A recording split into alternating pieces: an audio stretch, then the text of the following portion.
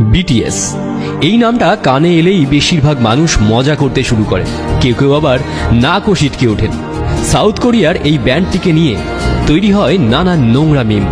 কিন্তু আজ আমরা আপনাদের বিটিএস এর বিষয়ে এমন কিছু কথা বলবো যা শোনার পর পরের বার থেকে আপনি বিটিএস নিয়ে হাসাহাসি করার আগে অন্তত দুবার ভাববেন।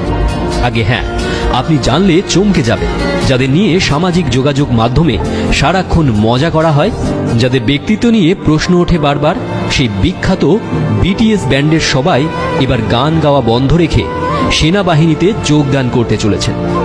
এতদিন যাদের হাতে গিটার থাকতো তারা হঠাৎ হাতে বন্দুক নিয়ে ঘুরে বেড়াবে। কাহিনীটা মেলাতে পারছেন না তো?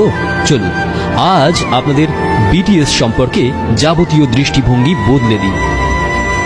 সামাজিক যোগাযোগ মাধ্যমে যারা সারাদিন বিটিএস নিয়ে মজা করেন, বিটিএস এর পোস্টে হা হা রিয়াকশন দেন, তাদের যদি জিজ্ঞেস করেন আপনারা কোন কারণে এমনটা করেন, তখন তারা হয়তো চুপ করে যান, কোনো উত্তরই খুঁজে পান না।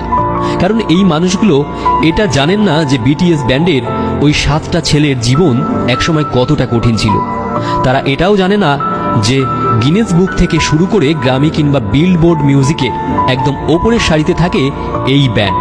অনেকেরই অভিযোগ এই 7টি ছেলের মধ্যে নাকি কোনো ব্যক্তিত্ব নেই, কিন্তু তারা জানেন না যে এই ছেলেগুলি এই মুহূর্তে 2 বছরের জন্য গান গাওয়া বন্ধ করে দেশের হয়ে মিলিটারি সার্ভিসে যোগ দিতে চলেছে।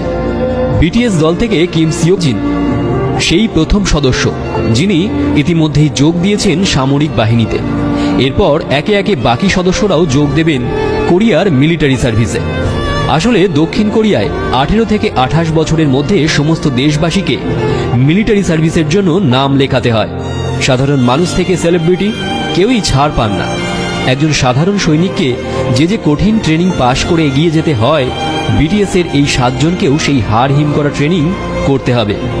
ওরা পৃথিবী বিখ্যাত সেলিব্রিটি বলে ওদের জন্য স্পেশাল কোনো থাকার জায়গা বা খাবারের ব্যবস্থা করা হবে না।